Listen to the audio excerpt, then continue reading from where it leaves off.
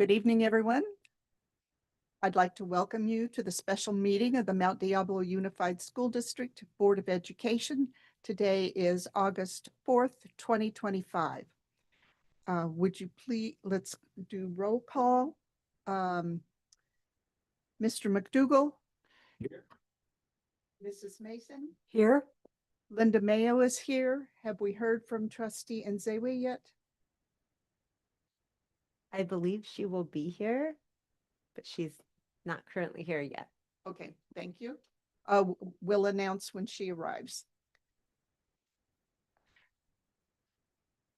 Next item is the land acknowledgement, item 2.1.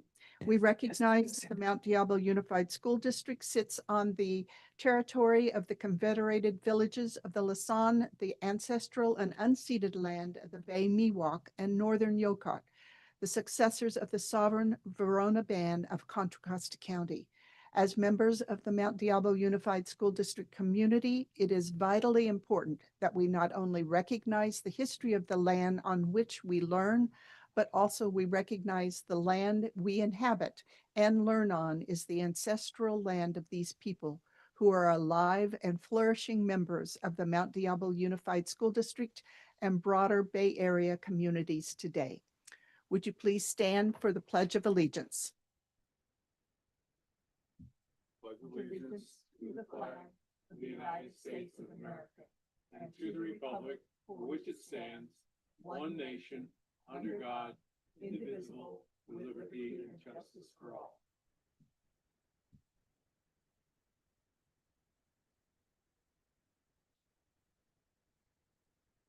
So the next item of business on tonight's special agenda is public comment. The public may address the board on any item listed on the agenda, and you have 2.3, the review and potential sorry. approval of the agenda. That's all. I'm skipping over because I'm anxious to get to the business. Okay, I will make a motion that we approve the agenda as presented. Thank you, Mrs. Mason. I'll second it. Trustee Mason has moved to approve the agenda as presented. Trustee McDougall has made the second.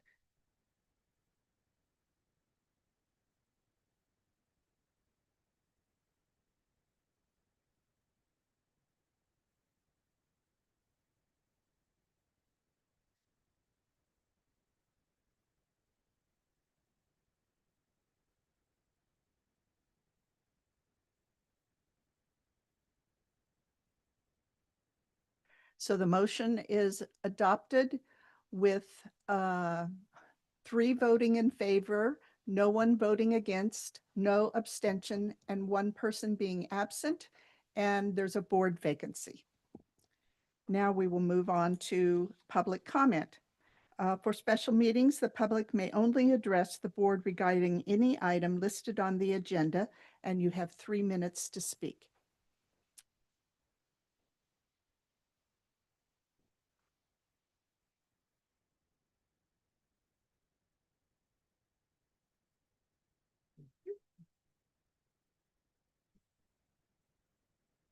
The first speaker is Christy Paluzian. Welcome, Christy. Good evening, Madam President, members of the board, Dr. Clark, members of our community. Welcome back. My name is Christy Paluzian, and I'm here tonight in strong support of asking you to appoint for Area 4, Brian Lawrence, as the interim trustee. I live in Area 4, and I've lived in Area 4 for over 25 years. I have 3 students that have graduated now, or children that have graduated now from MDUSD, 2 of which recently. And I first met Brian in 2016 when he was serving on the board, and I was just impressed with his leadership and his genuine concern for the well-being of our students and our schools. And I feel like he understands the issues that our school district is facing, both past and present. I feel like he also understands the budget, MDUSD budget, and the budgetary process. And so, like he said on his application, there would be very little ramp-up time for him to step in and fill the role to assist this board in what they need to do for the interim. I also feel that as an added bonus, he has two of his own children that are attending a school within the area. And I think that would give him maybe some insight as to what's going on in the school and in our area, and also maybe some accessibility for our community to reach him. As an added story, not related to the board, but I saw that he put it on his application. And it kind of relates to what type of a person I see Brian is and a community member. But in 2021, I'll never forget, one of our area high schools did not have a head coach for their softball team. And they were advertising everywhere. I mean, next door, flyers, you name it, Facebook.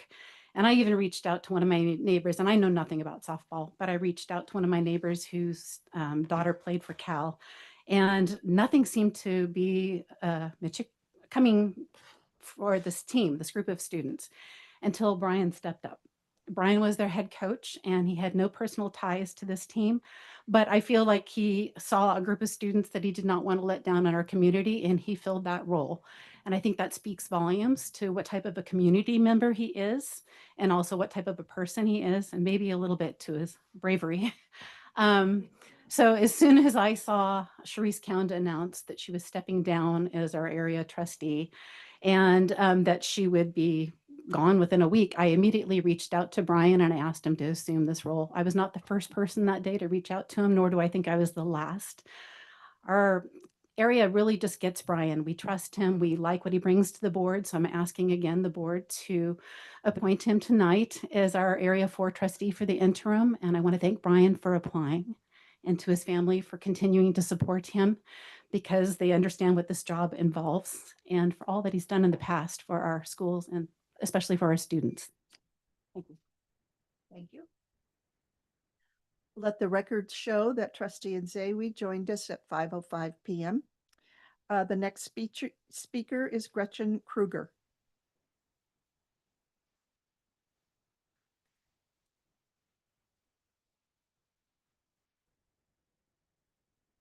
Welcome, Ms. Kruger. Thank you for having me.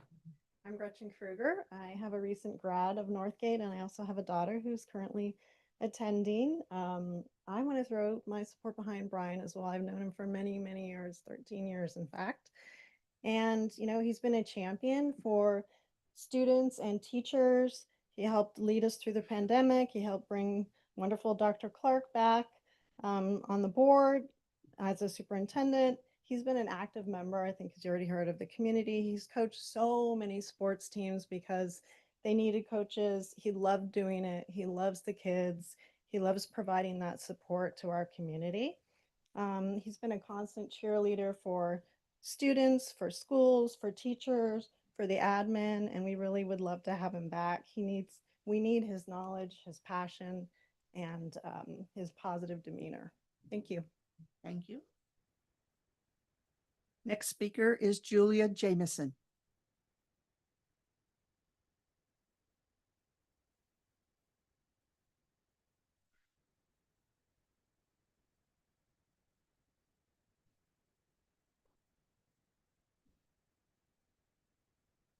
Good evening, trustees. My name is Julia Jameson, and I am a teacher at Mount Diablo High School, and I'm also a voter in Mount Diablo Unified School District, although not in Trustee Area 4. However, I am here to encourage you to appoint Brian Lawrence to the MDUSD School Board. Mr. Lawrence has a track record of representing the interests of all students in Mount Diablo Unified School District, and he also has a history of work that reflects his understanding of the importance and value of the educators in Mount Diablo Unified School District. And in pursuit of labor peace and a conclusion to our negotiations, I believe that Mr. Lawrence would bring the experience and the skill to enable us to make that happen. Thank you. Thank you. The next speaker is Jackie Kruger.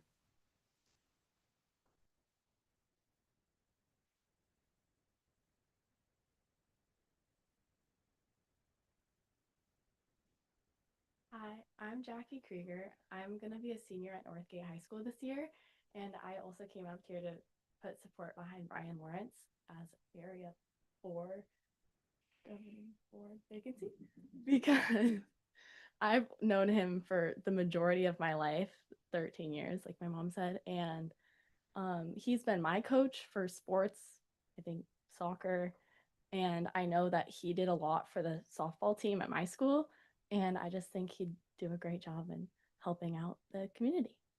Thank you. Thank you. Next speaker is Linda Ortega.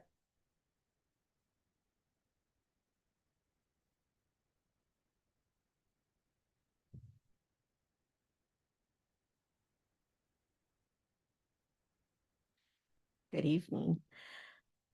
Where did the summer go, right? So good evening, President Mayo, trustees, Dr. Clark, members of the audience. My name is Linda Ortega. I'm the Mount Diablo Education Association president, and I would like to voice my support for Brian Lawrence as he has a proven record of knowing the MDUSD community, as it was mentioned, having been an MDUSD school board member in the past, and who has his own children in MDUSD schools.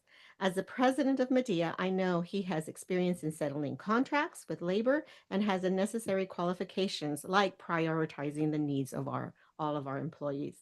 I feel confident that he is someone who is ready to step in as this position we know is very vital at this time, and who is very supportive of MDUSD and public education. As a parent of students who've been in this district, your job is to support all students. It's our public schools. And I just want to thank you for your consideration for his appointment. Thank you. Thank you.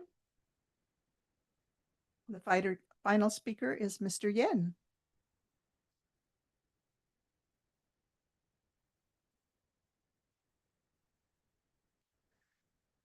My name is Craig Yen. It's a luxury to have 3 minutes to speak today.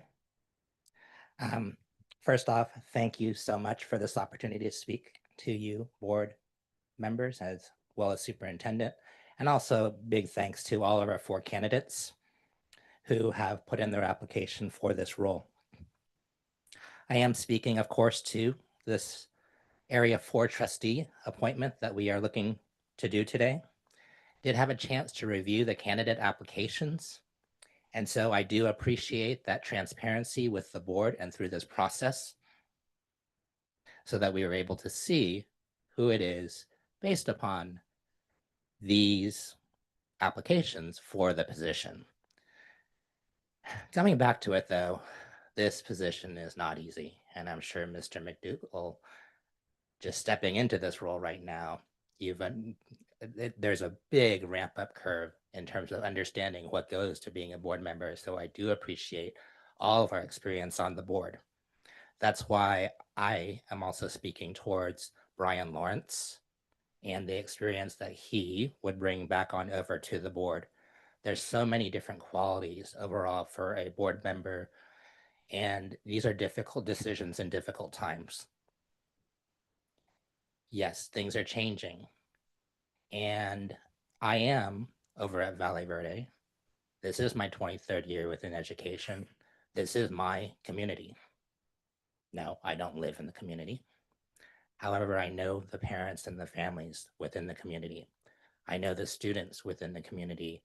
And in knowing them, I know that the experience that Brian Lawrence has shown within the past, he's very open to suggestions and listening to what it is that we have to say.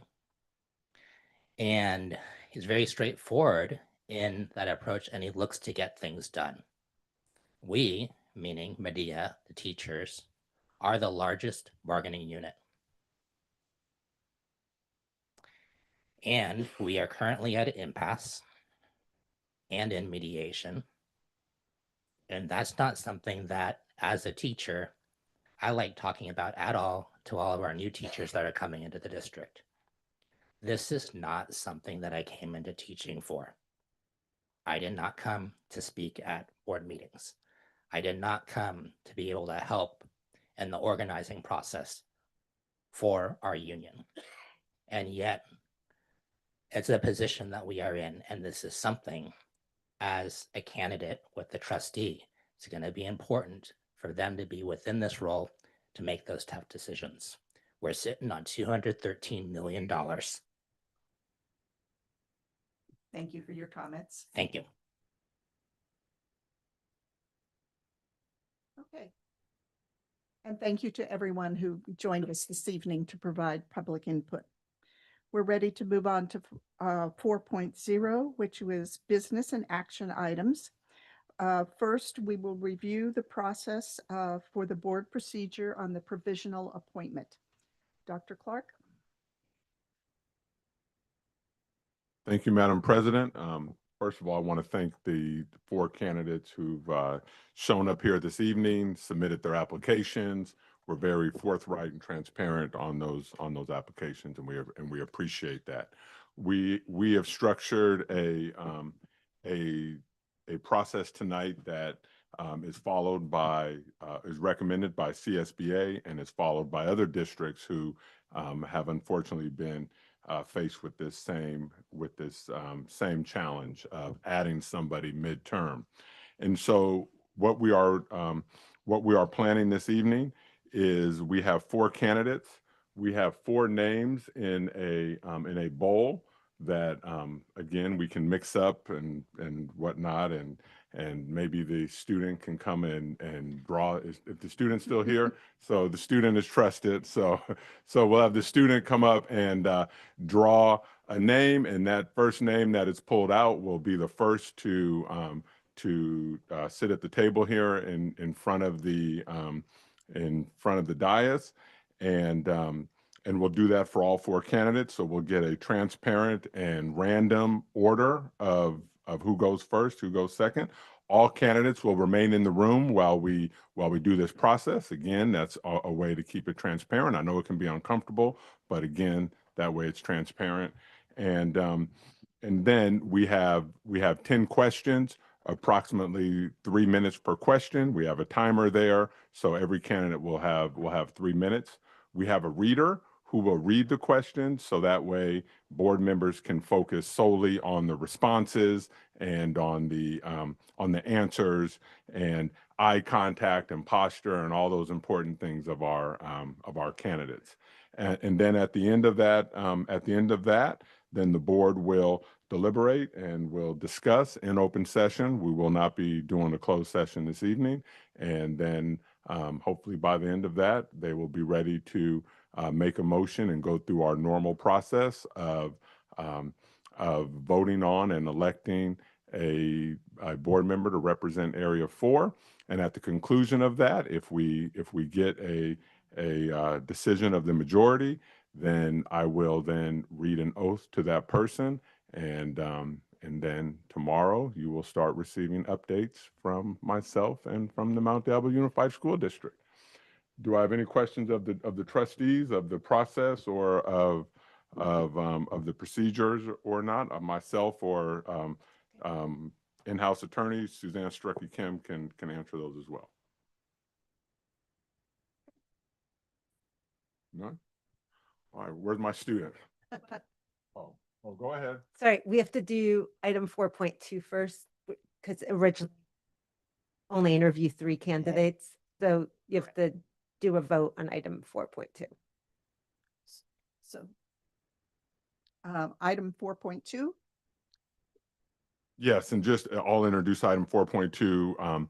We were not sure how many candidates we were going to get for this, whether it was going to be 20 or whether it was going to be 1 or 2 or 3. So we had, in the interest of time, if we had 10 people, we were going to bring it down to 3. When we saw that 4 candidates, only 4 and 4 candidates applied, we decided in full transparency, even though we had a committee ready to whittle it down to 3, we wanted to give all 4 a chance, but we'll have the board take official action on that if they, as they need to do. I need a motion, please. Okay, I will move that the board interview 4 candidates who admitted applications for the board vacancy. I'll second that. So we have a motion by trustee Mason with a second by trustee McDougall for the motion for the item on interviewing 4 candidates. Please consider voting.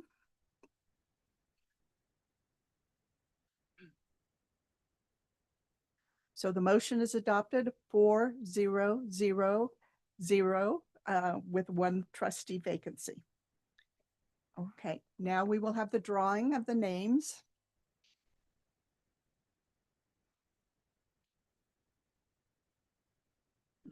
You shouldn't touch them.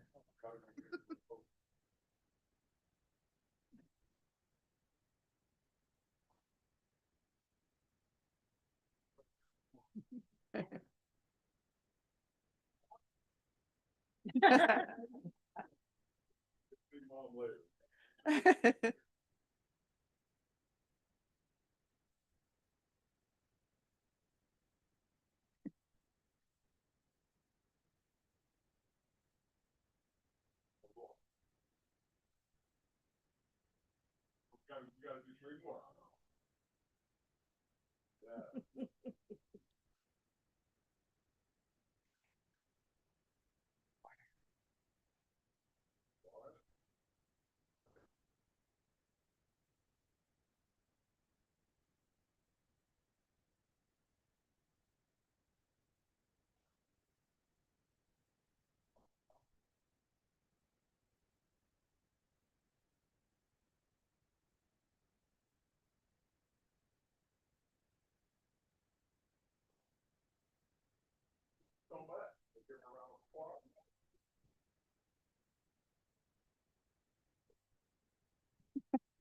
So according to the order of the draw, Mr. Vidalis, am I pronouncing it correctly?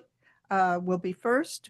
Mr. Lawrence will be second. Mr. Anderson, you've joined us, will be third. And Ms. Whitmarsh will be fourth. All right. So we are ready to begin the interviews. So Mr. Vidalis, would you please assume your spot? Timer, Deb. All right, beautiful. Ms. Mason will be timing you, so you have 3 minutes. The yellow light will come on after 2 minutes have expired, and then there'll be a small buzzer when 3 minutes are up. You'll have 3 minutes for each of the 10 questions. You don't need to take the entire amount of time, but you're welcome to use it. We're here to learn more about you, and we appreciate your being here today. Press, there you go. Okay, we're ready for the first question. Question number 1, opening statement. Please tell us about yourself and why you want to become a board member. What strengths do you believe that you will bring to the board? Thank you. My name is Eloy Vidalis. I was raised in a low-income family neighborhood in Los Angeles. I served proudly in the United States military, and currently I work in a regulatory capacity for Pacific Gas and Electric. I hold a graduate degree in organizational leadership, and I'm pursuing a Doctor of Law and Policy to help deepen my understanding in U.S. law as well as policy and advocacy. I want to serve on this board because I believe in the power of public education to break the cycles of poverty and inequity. My strengths include strategic planning, fiscal accountability, regulatory experience, and deep-rooted commitment to service. I bring an outsider's perspective grounded in community voice and systems-level thinking. Would you move your microphone more to the center of the table? There you go. Thank you. And I'm a little nervous. Number 2, what is your experience with public education and what is your experience with public service and policy as it relates to school districts? Well, I'm a product of public schools, and I understand firsthand systemic barriers many students may face. My public service includes military leadership, regulatory compliance, and stakeholder engagement with utilities and municipalities in my current role. I've worked on high impact policy development and collaborated across sectors to align operations with equity and safety standards. These experiences, although I realize is very different than educational industry, support how I evaluate educational systems, make evidence-based decisions, and center on marginalized voices, excuse me.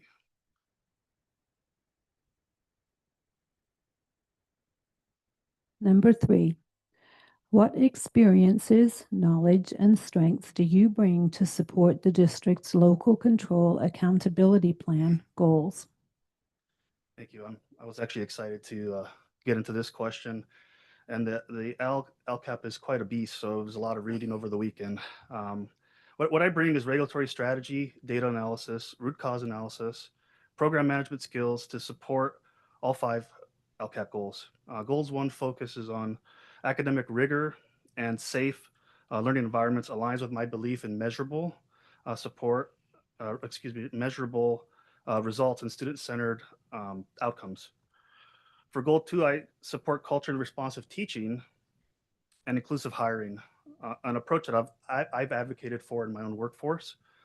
And goal 3, as I understand the importance of family and stakeholder voice, is driving equitable outcomes.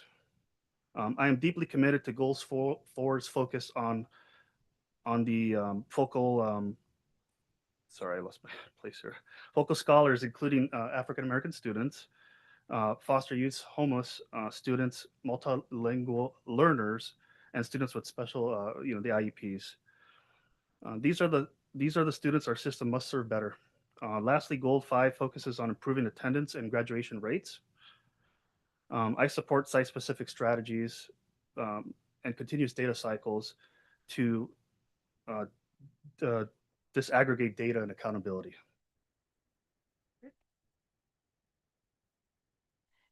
Number 4, as a board member, you approved a significant expenditure for a project beloved by the community. A year later, before the project has commenced, the financial situation in the district has changed, and you are now faced with whether to or not reallocate those funds you committed to this project to other priorities. Tell us how you would go about making a decision. What types of information would help you make your decision? This is a tough question. I think my decision making would start with transparency. I would assess the original project scope, cost, and community value. Then I'd review updated financials and stakeholder input. If reallocating is necessary, I'd seek to preserve the original project's intent through phase implementation or alternative funding. The key factors would include alignment with the LCAP goals, long-term student impact, and public trust. I believe in balancing stewardship with vision. Number 5, the board is subject to the Brown Act, which means all of our decisions are to be made in public without the majority of the board's prior discussion. Please tell us your thoughts on decision-making and some of your ideas about how to make good decisions in a public space under potentially contentious circumstances. This question it also aligns with the previous question, but the Brown Act fosters accountability, and I support its intent. Transparent governance ensures the community's voice is not sidelined. In contentious situations, which does happen, right? I believe in grounding decisions in board policy and student data, actively listening without holding bias or personalizing disagreement, articulating a clear rationale in open session. Even when opinions differ, respectful and open deliberation builds institutional credibility.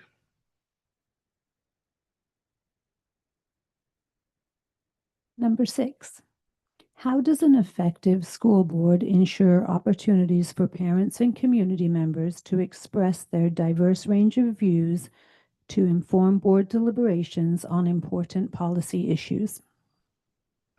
An effective board cultivates multiple pathways for community voice. We have advisory committees.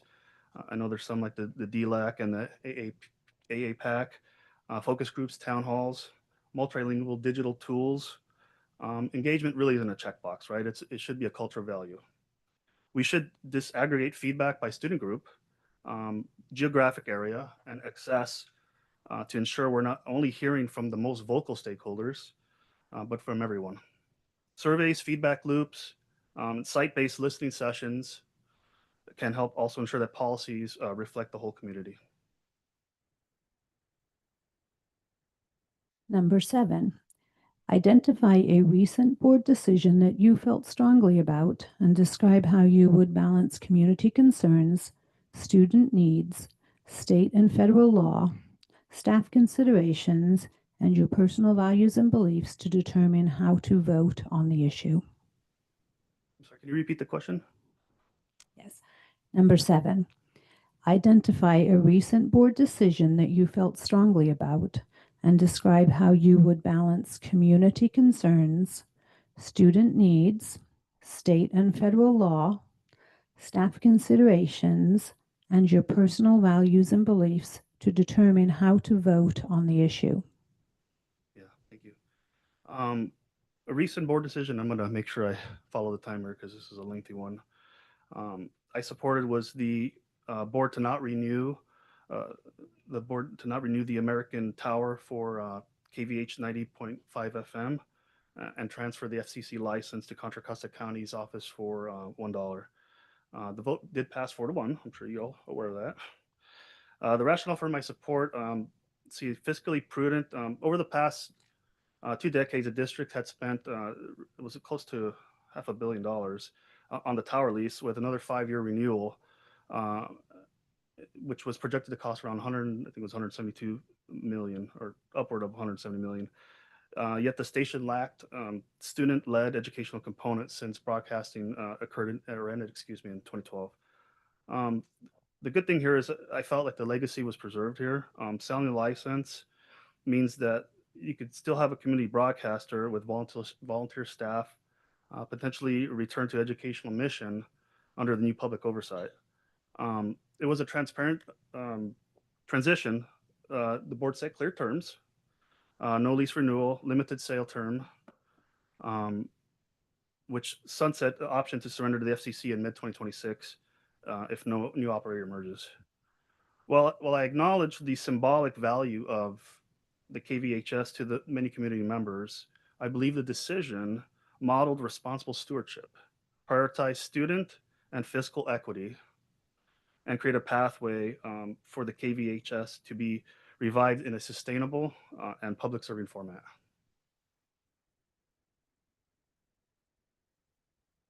Number 8, what would you do if you believed you did not have accurate and complete information for making a decision? Unfortunately, that happens often in my experience. If I didn't have reliable information, I would press pause and ask for more information. I believe it's better to delay a vote than to rush into a bad one. I'd request staff analysis, historical context, and stakeholder consultation. I also believe in triangulating data. If one metric is unclear, look to 2 others that align. My goal would be to ensure that all students benefit, not to simply just move the agenda forward.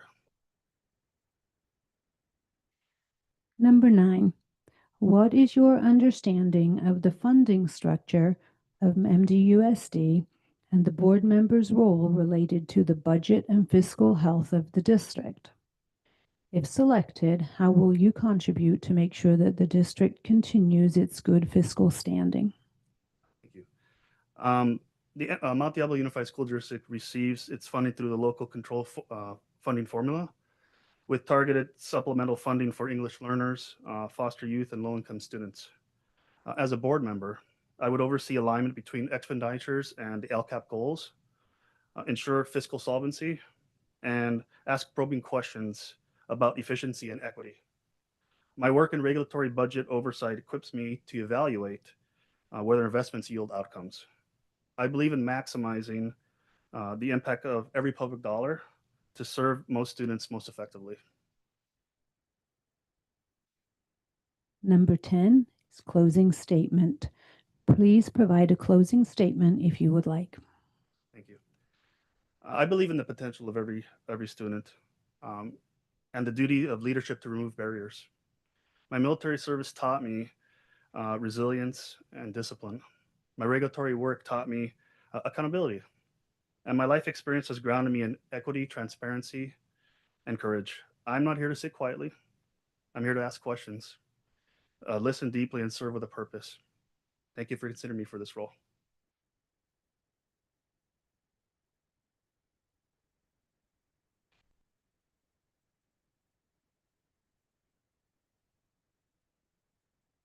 Mr. Lawrence. Welcome. Hello, it's nice to see all of you. I think the last time I was here, we were debating whether we were going to shut down the school district for 2 weeks or 3 weeks for COVID. Turned out to be a bit longer. Well, we're in session now. Yes, it's nice to see all of you. I think we're ready for the first question. Hello, number 1, opening statement. Please tell us about yourself and why you want to become a board member. What strengths do you believe that you will bring to the board? I would start with I have 8 years of service here on the Mount Diablo School Board. I reminded, I have a longstanding commitment to this district.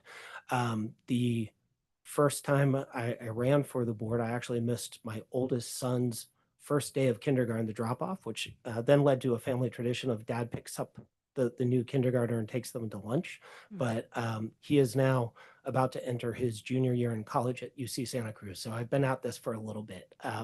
And so I've had a longstanding commitment to this district, to public education, served in a variety of ways, and was not expecting to be back here, but a rather unique opportunity. And I had outreach from numerous members of the community who asked me, would I be willing to serve? And for a year and a half, I think I recognize how daunting it can be to get up to speed and to tackle the challenging issues facing this district. And I believe I'm uniquely positioned to do that. Number 2, what is your own experience with public education and what is your experience with public service and policy as it relates to school districts? I touched on that some already. I'm a product of public education, California public education. So is my wife. 4 kids, 2 of whom attended and now graduated. And then I have a senior and freshman daughter attending our local schools. I think that gives me a unique perspective. I've served as a booster rep for girls lacrosse. I knew less about girls lacrosse even than I knew about softball, but step forward.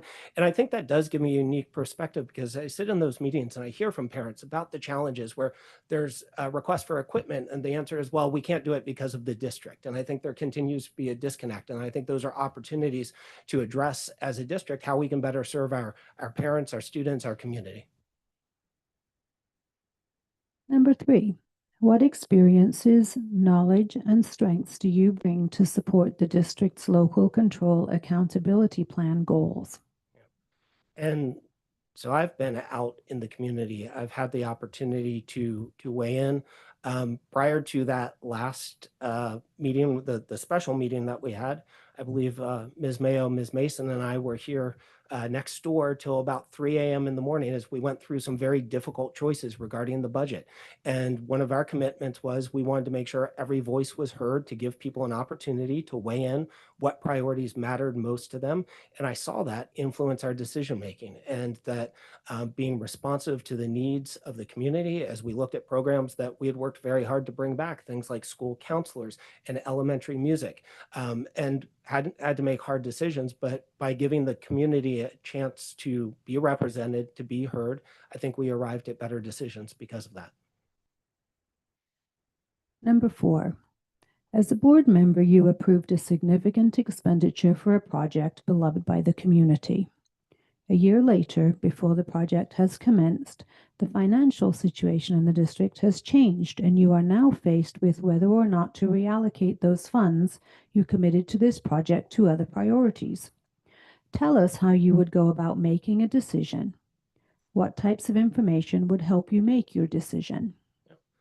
And I think this relates to my prior answer. I think that being transparent and straightforward with people and saying, here's why I voted the way I did, but here's some new information. So we need to make these decisions and giving people an opportunity to weigh in on those. And at the same time, opening it up to, are there opportunities for different funding sources? Is there different ways? Is there a public partnership that we can private partnership that we can utilize here? And I think that I've just found that during my time representing the community, having that open dialogue, and I think people respected, even I'll use as a very specific example, I'm from the Northgate area, and we had a group that was looking to form their own school district from that Northgate area. And those were many of my friends and neighbors. And it got heated at times, but I think people respected the fact that I was always there. I told them where I stood. I'm willing to talk to any group, any constituency, hear their concerns, and have a respectful dialogue. And I think that leads to better decision making. Number 5, the board is subject to the Brown Act, which means all of our decisions are to be made in public without the majority of the board's prior discussion. Please tell us your thoughts on decision-making and some of your ideas about how to make good decisions in a public space under potentially contentious circumstances.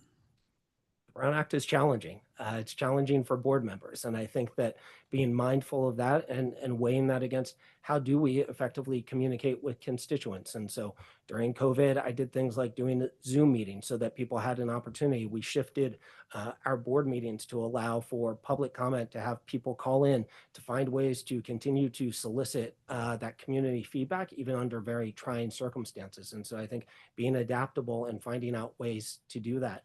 And I think that, just being representative of the community. I think back to, Jackie Krieger was kind enough to mention my very non-illustrious softball career, but that gave me insight into one of the things that I was faced with. I had to get fingerprinted to become a coach, and I had to go and get a money order in order to pay for the fingerprinting here. And that was the first time in my life I've ever gotten a money order. I had to look up how to get a money order. And it ties me back to, I think back for my first year or two on the board, when we had HOPE, which has now evolved into SOAR, but in support of our homeless, foster, and housing challenged youth, and how we could support them. And one of the things that came up was there was a prohibition on, they were very constricted in how they could take money.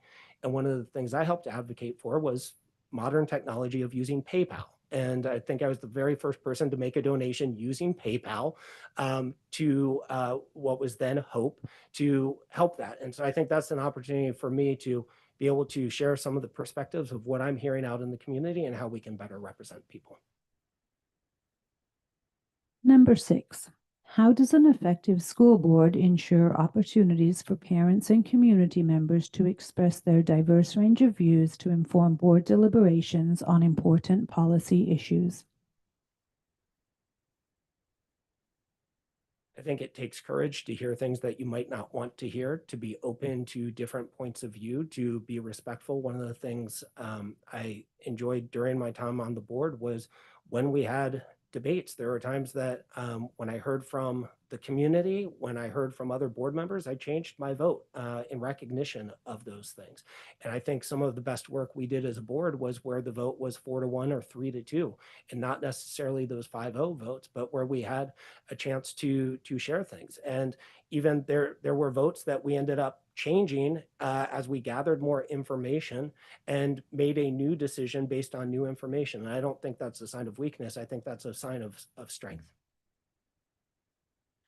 Number 7, identify a recent board decision that you felt strongly about and describe how you would balance community concerns, student needs, state and federal law, staff considerations, and your personal values and beliefs to determine how to vote on the issue. So I will start with the issue of pride, the flag, the celebration. I've heard from numerous members of the community on this as I've gone through this process.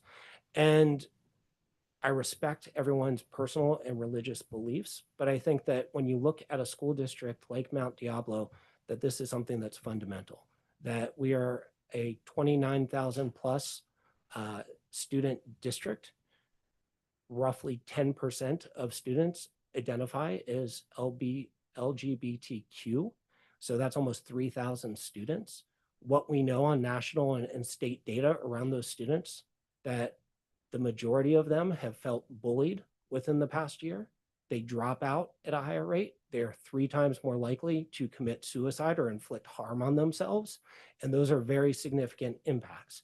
At the same time, the data shows that having even one adult at their school that they view as an ally significantly decreases those numbers. And so when we talk about how do we improve our graduation rate, how do we improve grades, how do we deter truancy, a simple act of saying to our students that you are seen, you are supported, and you are loved has a very profound impact. And I think that's the sort of thing that we need to look at as a district. And that even if that, I respect again that people may have different religious or personal beliefs, but I believe that we as a school district, that's the type of thing we should stand for. Number 8. What would you do if you believed you did not have accurate or complete information for making a decision? Try to ask Ms. Mason to file a Freedom of Information Act. I sat there when she did that. I think that we as a board, there were numerous times, and frankly, it led to the departure of a previous superintendent when we could not get the information we needed to make accurate decisions. And we pushed back, and it reached a point where we are no longer comfortable. And so I think that the board is ultimately responsible for making sure they have adequate information. It's not perfect information. It's rare that you get 100% of information, but having the necessary information and being dogged about it in the pursuit of it and using all means necessary to make sure that we have the information to make multi-million-dollar decisions as well as ones of other policy impact. Number 9. What is your understanding of the funding structure of MDUSD and the board member's role related to the budget and fiscal health of the district? If selected, how will you contribute to make sure that the district continues its good fiscal standing? I think it is probably the single most important responsibility of the school board is making sure that the district stays on a solid financial footing, because without that, there's no ability to do anything else. And, there are some very challenging things coming before us when we are in California almost uniquely tied to personal income tax as a funding mechanism. And that has some wild fluctuations. And there are years where we hear that the state budget has hundreds of billions of dollars in surplus. And then 12 months later, that has drastically changed. And the local school districts are at the mercy of that, especially in a district that does not have a parcel tax or another means of funding. And so I think that balancing investing in the most important things that we can, which is our students in the classrooms, and making sure that we're able to maintain our fiscal solvency, look at every single dollar, make sure that we spend it well, spend it wisely. We also have to understand that the contributions from retirement, that is a growing tax upon school districts, that we are being required to funnel more and more of those dollars to support the retirement funds, which is earned and needed, but at the same time, that has a direct impact on our ability to spend on our students. Number 10, closing statement. Please provide a closing statement if you would like. Well, first, I would thank the board members. I would thank my fellow applicants as well as the community for being here. I do believe I'm uniquely suited to step in. I believe the fact that I won twice district-wide and my strongest area of support is in District 4. The fact that folks like Joanne Durkee, who I served with this board on, Mayor Pro Tem of Walnut Creek, Kevin Wilk, Rebecca Barrett from the Contra Costa Community Board, Holly Tillman from Clayton City Council, who've all endorsed me and supported me. The fact that the largest online group in this district of parents representing 4,200 plus students, they did a poll asking their members who they would support. I believe I was at over 80% support. And so I think that's a reflection of my service to this community, the fact that people know I will be transparent, I will be responsive, and I will do what I always believe is in the best interest of the students of this district. And so I thank you for the opportunity. Thank you.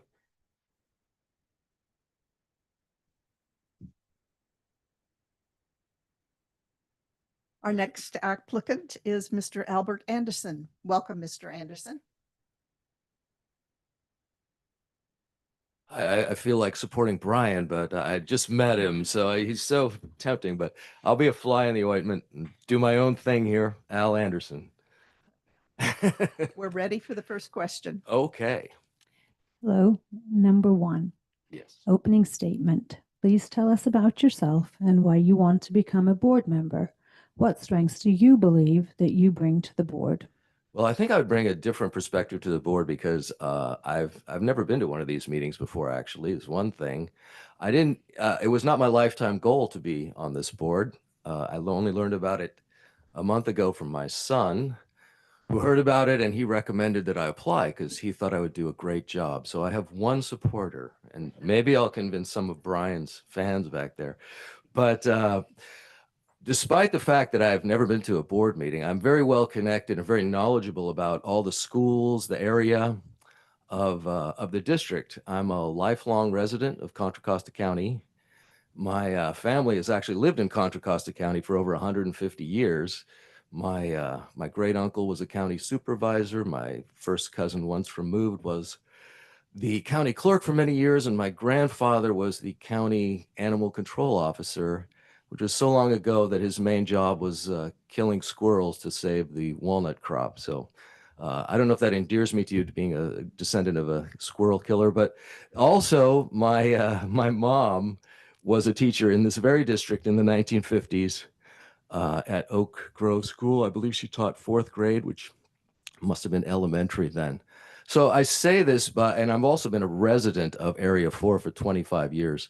So I say this to tell you that I'm very familiar with all the school. I've been at events at every high school, most schools. I've coached youth sports teams, and so on. I've known teachers, students, and many parents connect with the school. My own children did a combination of public and private school, and public school in this district. So I know a lot about the schools. I know that there are many good teachers, but I know that there are parents that have a lot of concerns about the quality of education in the district. I know that if you just merely look at the statistics, that 45% of the students are reading at grade level and 36% at math level, you can see why people would be concerned. So I don't know who, I wouldn't ascribe blame for that because I think that's an ongoing thing. But I think most parents would hope that there's a way that this can improve, that this can be better.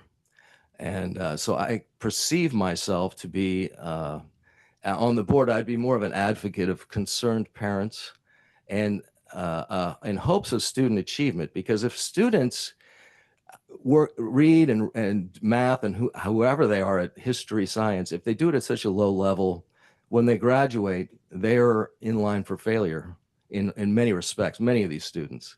So it shouldn't be that way. It shouldn't be that you should have to homeschool your student or go to private, spend the money for private school. The public school should be able to provide a quality education. And however I could help to do that is why I'm volunteering today. I'm very verbose too. Sorry, no, go. Number 2, what is your own experience with public education and what is your experience with public service and policy as it relates to school districts? I was educated in the public school in this county, but actually in the San Ramon Valley Unified School District. I'm a graduate of Monte Vista High School. As a trivia note, one of my Monte Vista High School varsity soccer teammates was Adam Schiff, who's our current U.S. Senator. And I haven't talked to him since high school, but we got along well then.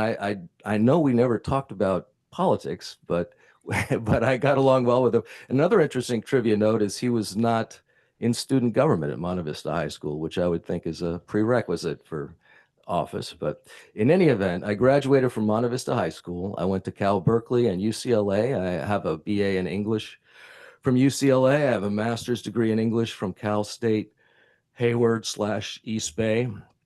And I have a clear single subject teaching credential in English from Cal State East Bay, which is expired, but I was told years ago that I just had to pay a fee and then I would have it again.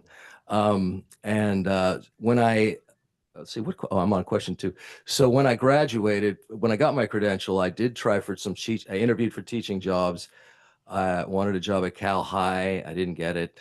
Got offered a job in Vallejo, but then I got offered a private sector job. So I took that. So it was many years before I actually used my credential. I did 1 year of teaching at a private high school, which I had 3 preps. It was like 55 to 60 hours a week. So it was, and I was well underpaid too. I was probably paid half the average. I think inflation adjusted, I was paid half the salary of the current Mount Diablo School District. Not saying anything about salaries. I know I was well underpaid, but it was a lot of work. So I'm familiar with the task of a teacher. And a couple of years after that, I got a job. I was a substitute in the year 2000 in this district, and I substituted at Concord High, a long-term thing for a couple of months. So that was interesting to me too, because it showed me a great contrast between how the private school handled discipline and how Concord High School. I'm not speaking to Concord High School now, but it was a little eye-opening. And also as eye-opening was the low expectations. I did have seniors in the class that I was doing, and there was great concern about them not graduating, but there was not a lot concern on their part of doing a lot of the work. So it was low expectations and discipline issues. And when I went leaving from there and just knowing my own kids' experience, there's many good experiences, but there's also poor experiences at school. I think discipline is one of the issues because if kids are disrupted in class, they cannot learn. I mean, it ruins it for everyone. So I've run out of time on that issue, but anyway, I have experience in public education. Number 3, what experiences, knowledge, and strengths do you bring to support the district's local control accountability plan goals? Well, this is one of those things where most parents have no clue what this is about. So, of course, I learned about this a few days ago, so I had to look it up. And unfortunately, I saw that the description was each LEA must, to get its LCFF, must get its LCAP. So when there's 3 acronyms in the opening description, you're in trouble on these things, and also lots of jargon. So generally, other people are knowledgeable of it, but I can say it looks like a very time-consuming bureaucratic exercise, and which I don't know how successful it is, but I am experienced at those sort of things. If the question is asking, can I help with that? My current position, which I'm trying to retire from slowly, but I'm not succeeding very well. But I am going to be cutting back my hours. I'm a proposal manager and communications director at a worldwide construction firm, and we do projects for the Department of Defense, Department of Energy, namely the national laboratories, Department of Homeland Security, is the Coast Guard. And I'm very used to receiving government forms. We've also tried Washington State and California State, and I'm very used to government forms that are convoluted and repetitive and difficult to fill out. So I have experience at this kind of thing. I haven't had a chance in 4 or 5 days to really assess what this is all about. I kind of wonder what the success rate of it is ultimately if I see that the test scores of the district I noted had not moved up or down in the time period that this LCAP has been going on. So how is it successful? I don't know, but I'm probably ignorant of that. But I am familiar with government bureaucratic documents. Number 4, as a board member, you approved a significant expenditure for a product beloved by the community. A year later, before the project has commenced, the financial situation in the district has changed, and you are now faced with whether or not to reallocate those funds you committed to this project to other priorities. Tell us how you would go about making a decision. What types of information would help you make your decision? I think the first thing is, when I think about this question, is you really shouldn't allocate funds that you have a big chance of not being able to get. Like you have this big project in 1 year, but you're uncertain of getting the money the second year. I would say you shouldn't even do the project. I certainly wouldn't as a person. If maybe if there was a 98% certainty that the money would come in the second year, I might do that. But in a situation where you're the fiduciary of public funds, that even if there's like a 10-20% chance that the funds won't come in, I would hesitate to make that commitment until you knew the funds were available. But let's say that happened and you made the expenditure and it was popular. So the question is, it's popular. I still think it doesn't matter. Ultimately, you're responsible for a great deal of public money.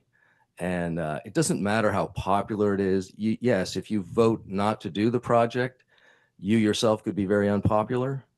But yet, it's really your responsibility to be fiscally prudent with all the money you receive, because it's not yours. I would not risk my money, so I'm not going to risk somebody else's. But I understand people get emotional, people get upset. They thought this was going to happen. It's not going to happen. But at the same time, people, the average person might not, it doesn't have the information that you would have.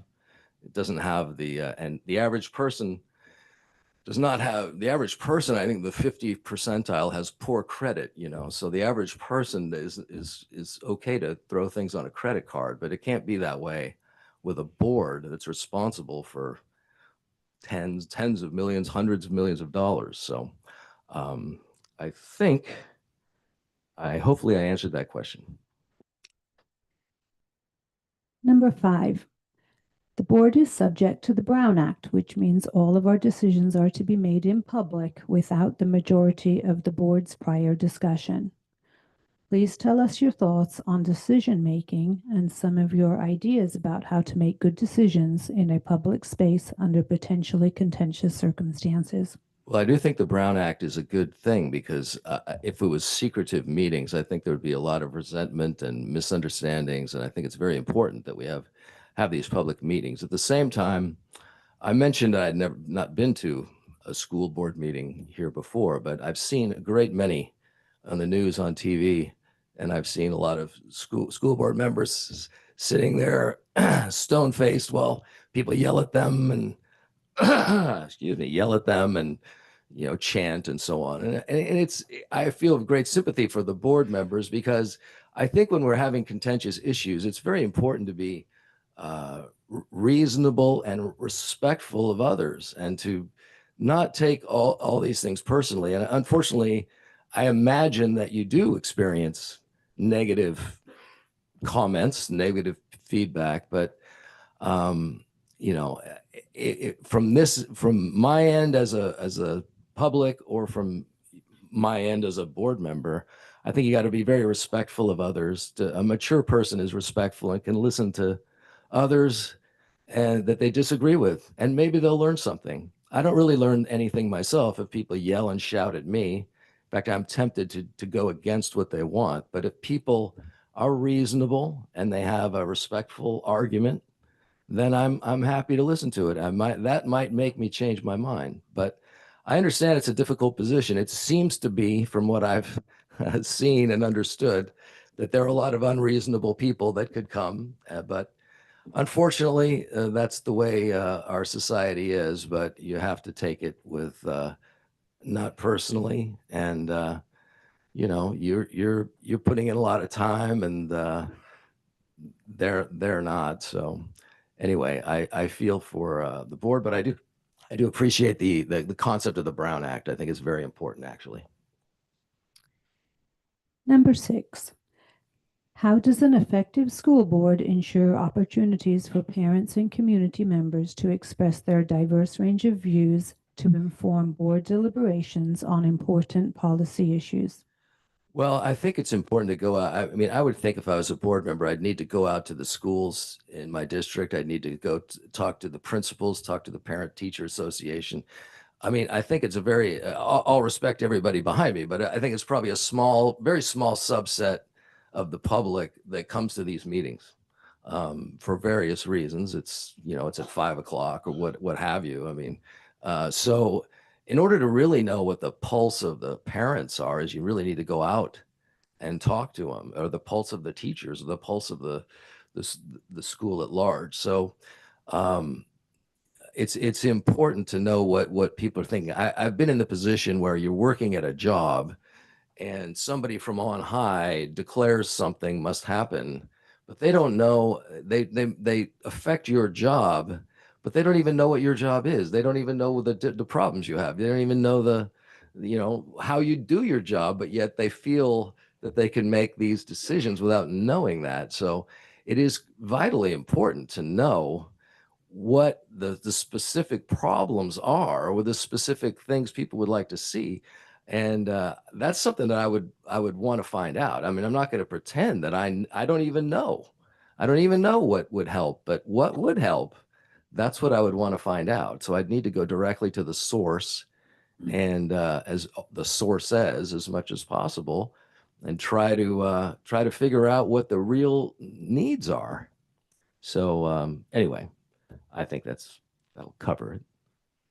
Number 7, identify a recent board decision that you felt strongly about and describe how you would balance community concerns, student needs, state and federal law, staff considerations, and your personal values and beliefs to determine how to vote on the issue. Okay, well, this is a contentious issue. First, let me lead off. I'm going to disagree with Brian on this one, unfortunately for me.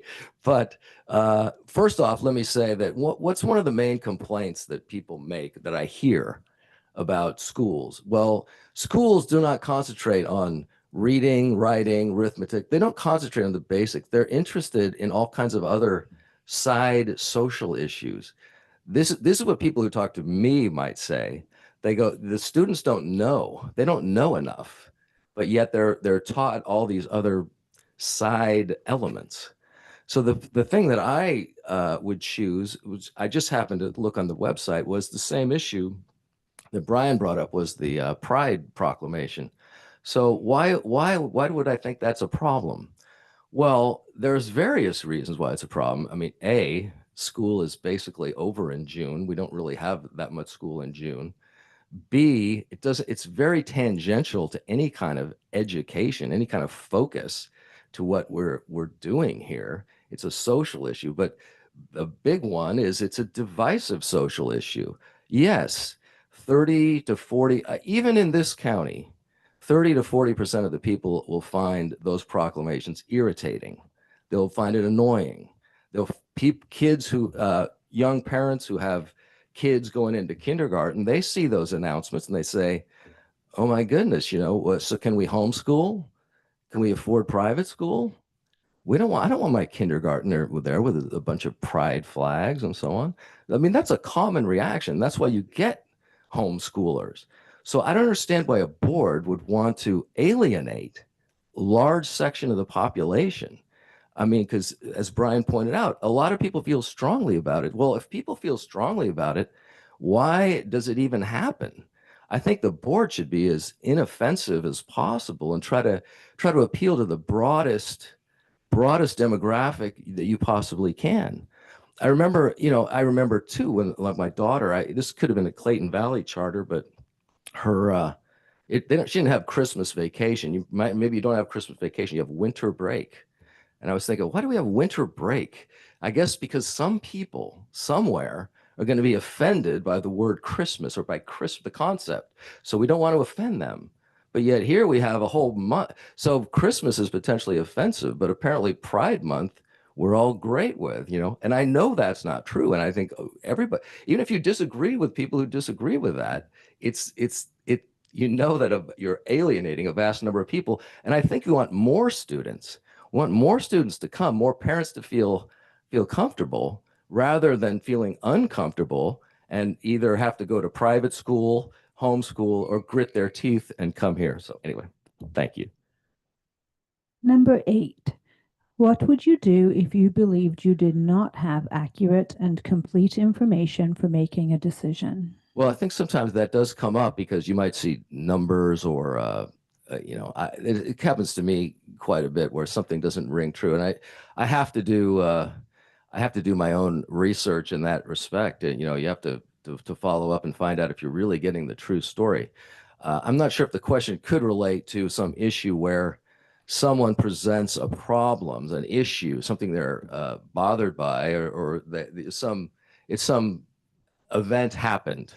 And then you listen to that. It's very important to listen to the other side of the other parties involved, because sometimes you can hear something and it sounds good, or it sounds you think you understand it, but when you understand the whole picture, it's different because people come at you with agendas. They have different things they want to say. So you have to really, in any kind of thing where there's a dispute, you have to consult both sides of the issue. You have to, or two, three, four sides of the issue.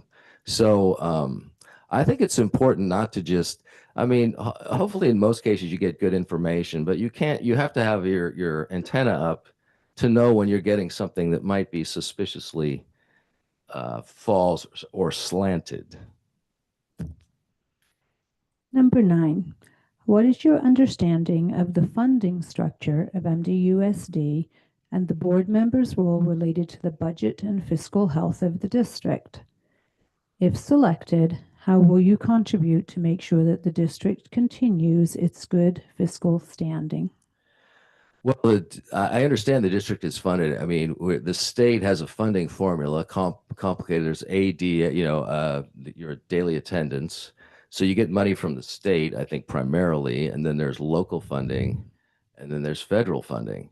I think it's important to recognize, though, as a board member, that the state doesn't make money. The state or the feds or the local, none of these people make, the state doesn't make money. It takes money.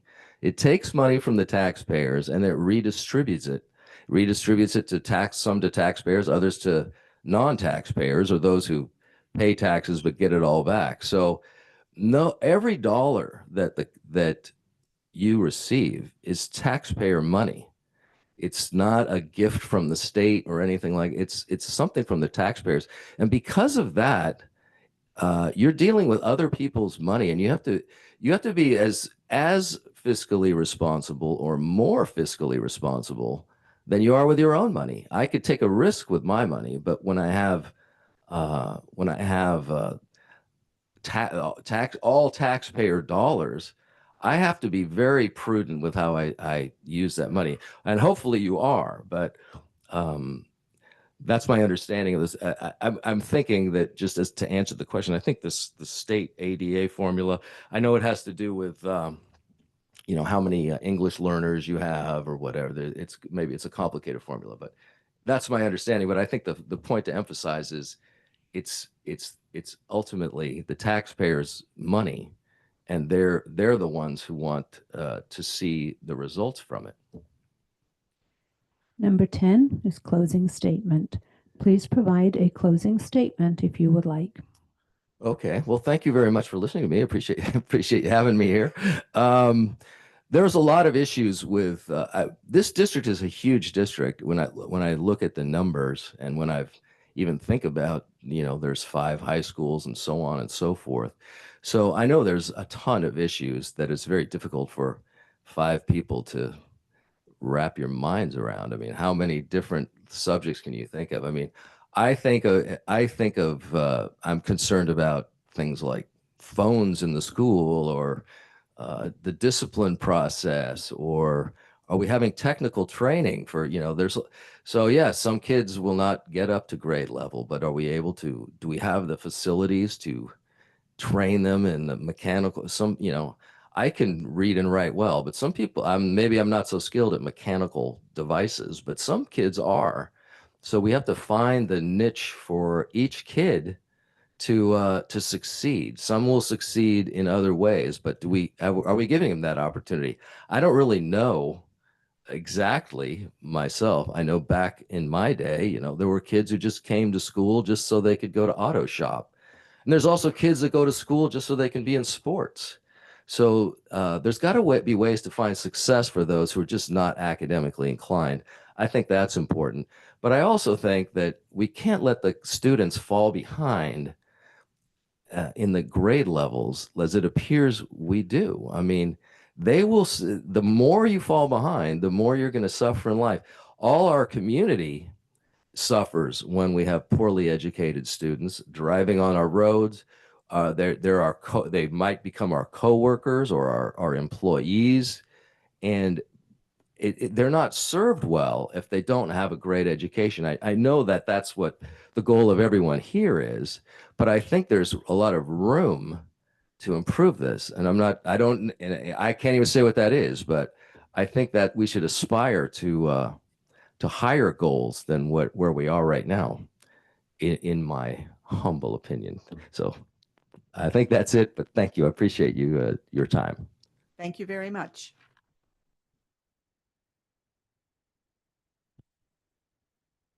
All right, Ms. Whitmarsh, welcome.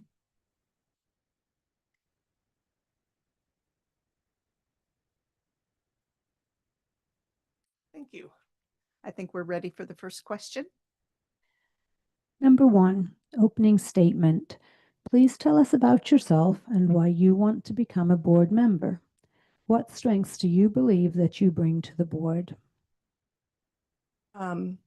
I have been involved in my children's education since they were in preschool, and they had parent advisory committees then. I continue to be involved all the way through the Mount Diablo School District, where they attended Bancroft, Oak Grove Middle School, and Ignacio Valley High School. I was involved as a parent in multiple organizations on the schools, and I was also involved from 2008 to 2012 as a member of Mount Diablo Unified School District Board. I am very interested in ensuring that Mount Diablo has the best that we can be to serve all of our students. We have a variety of different demographics in this school district, and it's important that all of them have their needs met so they can be successful. It's also important for the school district that we understand and can meet the needs of our employees, because if we do not have good employees, happy employees, it's hard for them to come to school every day and interact and make a difference in our children's lives. So part of the reason that I would like to be on this board is to ensure that we have a great balance between educating our students and having happy, productive employees here. Strengths I believe I bring to the board are I am a very straight shooter. I am very obvious about my way of thinking. I am transparent.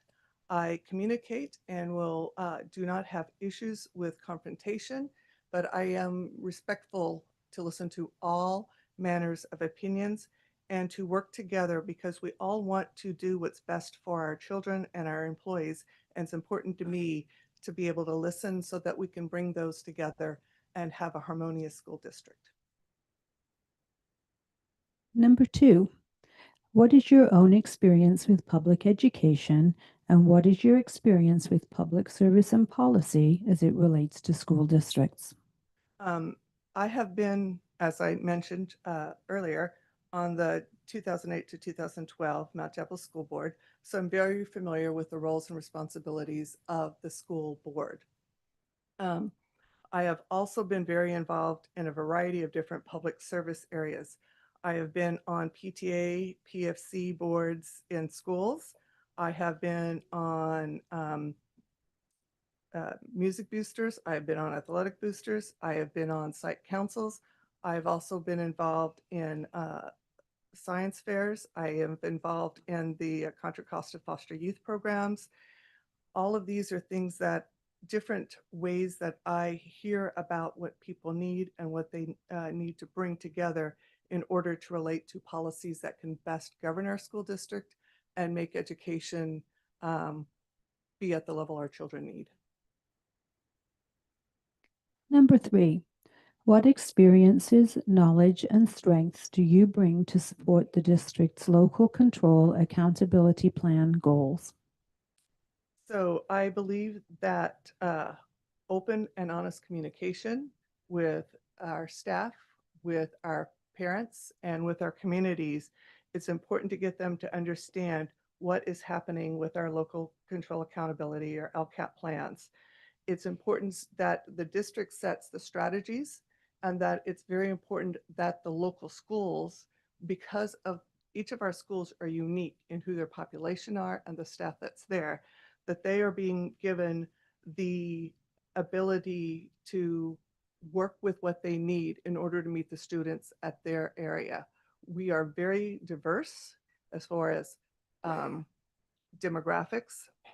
So I think it's really important that we allow those who are at the sites to come up with plans that will work for the sites that they're at, which may be very different than someone at another site. and the district should set the overall goal, that is the strategy of where we want to go, and allow that tactically to be dictated, or that's a wrong word to use, but to be developed by those at the local schools. Number 4, as a board member, you approved a significant expenditure for a project beloved by the community. A year later, before the project has commenced, the financial situation in the district has changed, and you are now faced with whether or not to reallocate those funds you committed to this project to other priorities. Tell us how you would go about making a decision. What types of information would help you make your decision? I think that this is where it's important to understand, is it a cancellation or is it a delay? And to understand, are the funds going to be coming later? Or are they not going to be coming? I also think it's important to have an open and honest conversation with the parents and the community members who are staff members who were really committed to this project, and to see if there were any ways in which we could come together to come up with a solution that will make all of us happy. It may not be what we want at the moment, but because of some fiscal differences, it may be allow us to allocate those funds at a future date. I also think it's important to look at to see, are there other ways that we can look at allocating those funds? Are there grants that we could apply for? Are there public companies that we could go after who might be willing to donate to help us do that?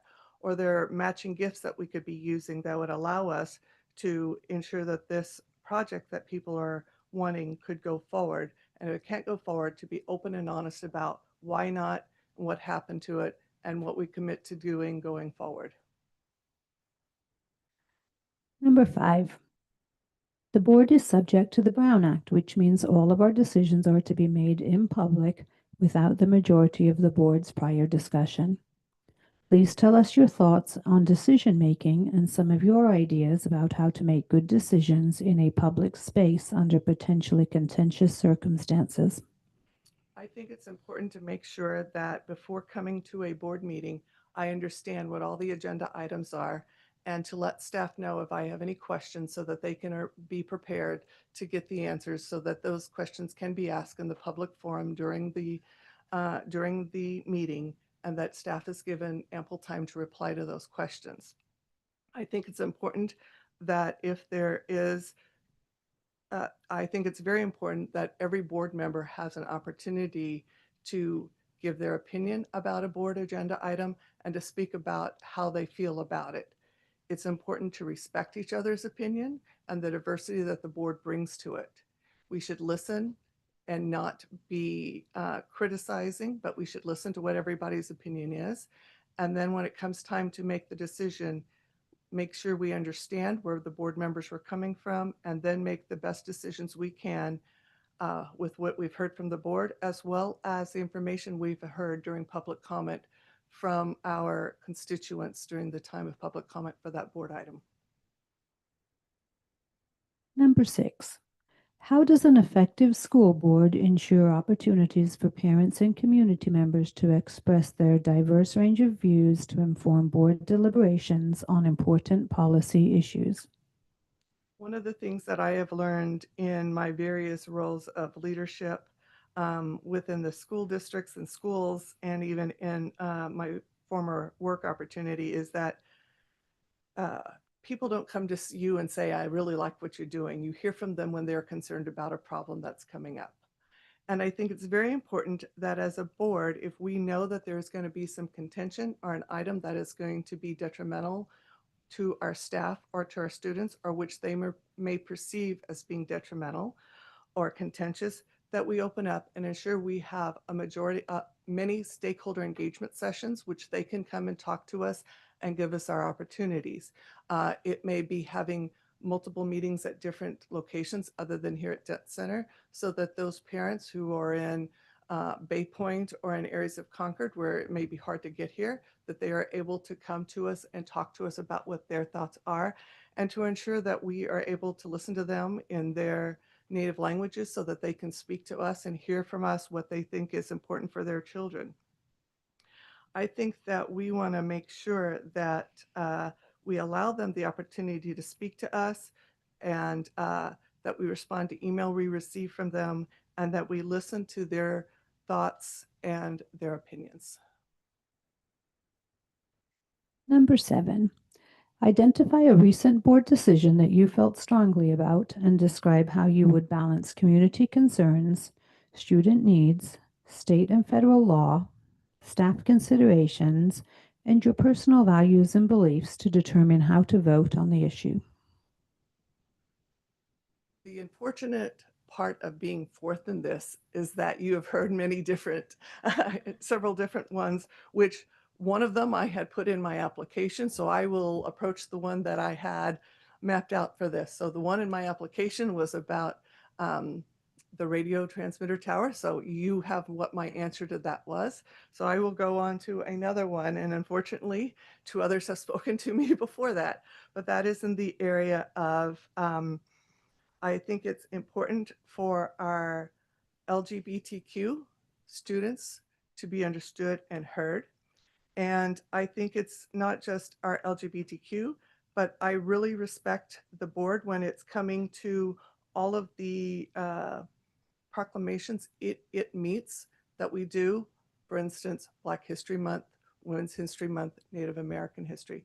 I think it's important to realize that we are a very mixed community, and that as a board member, we need to ensure that none of our students or our staff or our community members feel like they are being overlooked or ignored or made to feel marginalized. We need to ensure that we are meeting our community where they're at, and that they all feel welcome and accepted, and our students feel like no matter who they are and what they are, when they walk into a classroom, that they will be treated just like everyone else, and that they are supported from the superintendent and the board all the way down through the Mount Diablo infrastructure. Students learn early on to be accepting, and I think that we are taught hate, we are born with love. And I think that it is important that when we make decisions like the LGBTQ, we should understand that we are making decisions and that we need to ensure that our students don't feel like they are being shunned and pushed to the side for whatever decision that is that we are making. Number 8, what would you do if you believed you did not have accurate and complete information for making a decision? One of the first things I would do is ask the superintendent to give me more information or to give me the background of how that information was determined. Where did the information come from? Who gave it? What's there? And also, I would do some research on my own to see if I can find out some information and ask questions about that if there was something that was in conflict. I would also ensure that at a board meeting, I made my thinking visible so that everyone knew why I was maybe questioning something and what I had found, or asking for additional ways to get more information from different sources if I still was not happy with the information I had received. Number 9, what is your understanding of the funding structure of MDUSD and the board member's role related to the budget and fiscal health of the district? If selected, how will you contribute to make sure that the district continues its good fiscal standing? Well, as you've heard from the other candidates, our funding is from the state. And many times our state, what our state tells us at one point in time does not mean what we get at another point in time, because when we come back with the revise, things are different. I think it's important that this district continue to be a solvent district, and that we make our funding choices that when we have to make cuts, it's the least impact cuts that we can do. I also was here on the time of the board when making cuts was a huge amount, and there was no way to make little cuts. You had to make big cuts. And at that time, I think it's really important that we would listen to what our constituents and staff are saying so that we understand where their priorities are and things that they are willing to do without. And so that we can come together as joint decision makers and as joint people who have input in it to understand what they need in order to feel comfortable going forward. And then also talking about if money comes back, how we would add things back if we had to make significant cuts. But I do think that we want to make sure that when we're talking about the budget, and the budget is a complex and very detailed document, that we can explain it so that everyone can understand where our money is being spent and that they feel comfortable with where it's being spent, or we're having to make cuts, where the cuts are going to be made and how it'll affect our employees, our community, and our students. Number 10, closing statement. Please provide a closing statement if you would like. Thank you for your time. I know you've listened to 3 candidates before me, and I trust that all of you will make the right decision.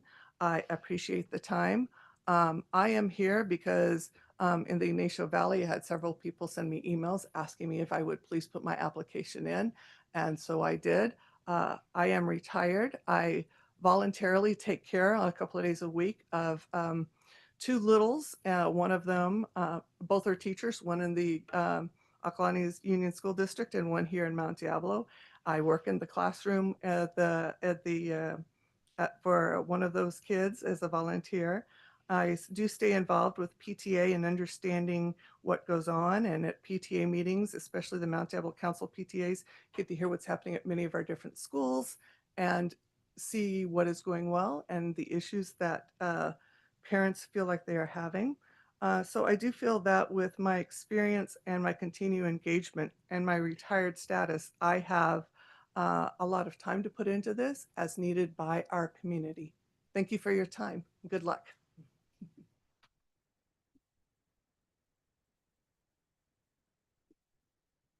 I want to thank all of the applicants for your candor and your responses today. It was very valid to hear your input, and we appreciate the time that you have spent in completing the application. We all know how anxious the interviews are, and just know that we've been through those sorts of circumstances ourselves. All right. We are ready to move on to the item 4.3, which is the deliberations. So trustees, who would like to go first? I will. Thank you, Ms. I want to Wilson. thank all of the people who applied. One thing that they all got right, this is not an easy thing to do, and you're either loved or hated, and you have to be able to live with that. Having said that, we're in a position where it's a short time span, and I think it's very important that we have someone that can pick it up running. And I would hope folks that are trying for the first time consider running in the future if it's really something you think you want to do. I would also recommend that before jumping in, you come to some meetings so you can see the abuse you're going to be exposed to, or the gratitude, whatever way you tend to look at it. So with that in mind, and having then sat many times out there as just a parent and an employee of the district, there are 2 of the candidates that I did get a chance to see sit here and perform and provide for the community. And I don't know, I'll just say at this time, from my experience, my vote would be for Brian Lawrence to serve, because I felt like he was part of the team that brought the amazing superintendent here and then didn't get to work with him for very long. And that would be where my desire lies.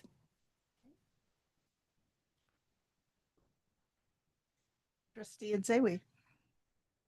I just want to echo gratitude. Dr. Clark, that was funny that you'd like, oh, if we get 10 applications, like, that's funny.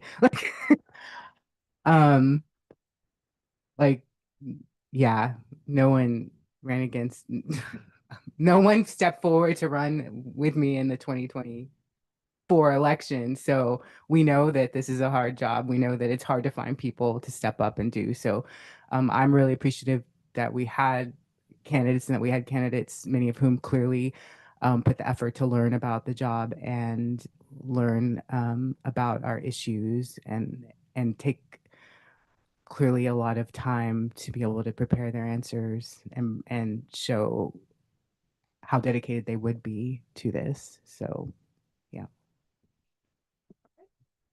Mr. McDougall. I want to thank all the qualified applicants, and that's all 4 of you. Thank you.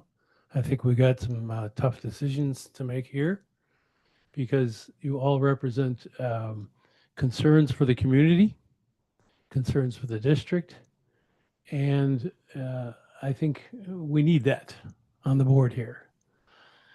I see 2 former board members out there, so we know we've got some experience. I heard that there was 1 former teacher. And so we're looking at well-reasoned applicants here.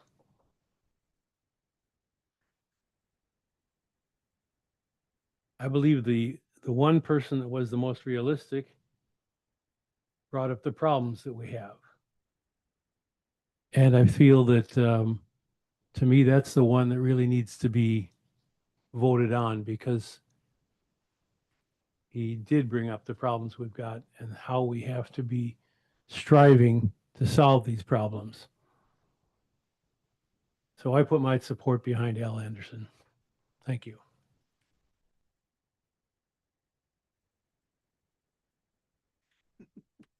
So now it falls to me. I want to thank all of you. I mentioned it, my appreciation earlier, and I've had the great experience in working with 2 of you. And I want to applaud both our newbies in this effort for taking this giant step and submitting your applications.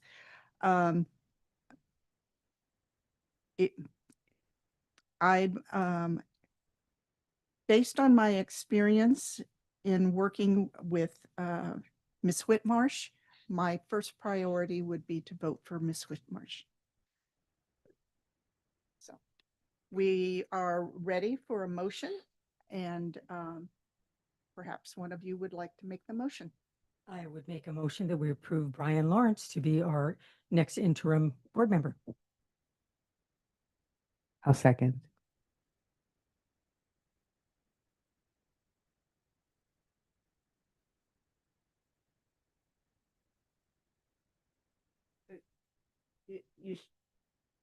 Yes, we have a motion to support, to approve Brian Lawrence as the trustee. Deborah Mason made the motion. Trustee Nzewi made the second. Are we voting electronically? That's what we're waiting for. Yes.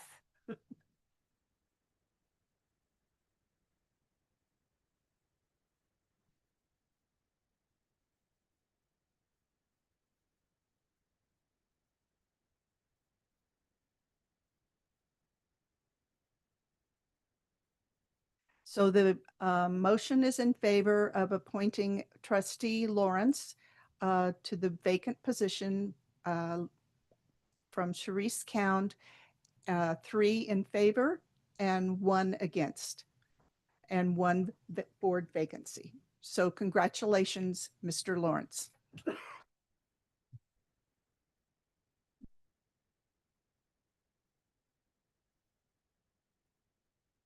So we are ready to move on to item 4.4. Dr. Clark will administer the oath of office. And we all neglected to say provisional trustee in District 4.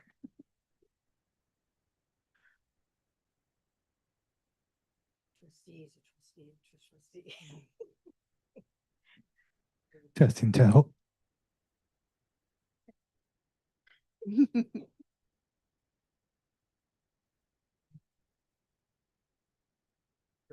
Oath of office for the state of California, Contra Costa County, for the office of Mount Diablo Governing Board.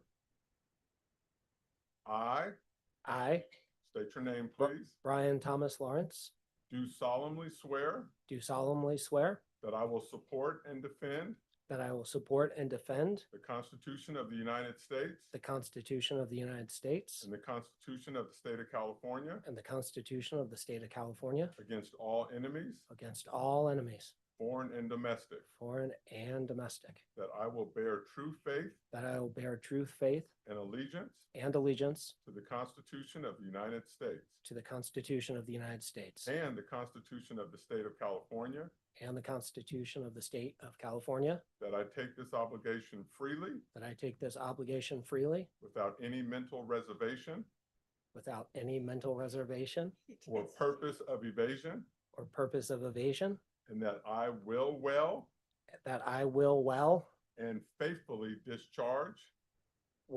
faithfully discharge the duties upon which I'm about to enter. the duties upon which I am about to enter. Congratulations. Thank you.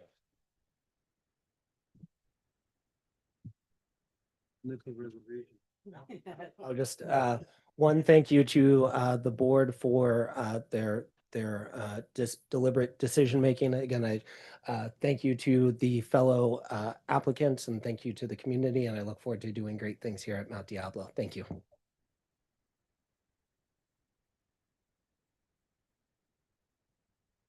There being no further business for the Board of Education at this special meeting, I do hereby declare it adjourned.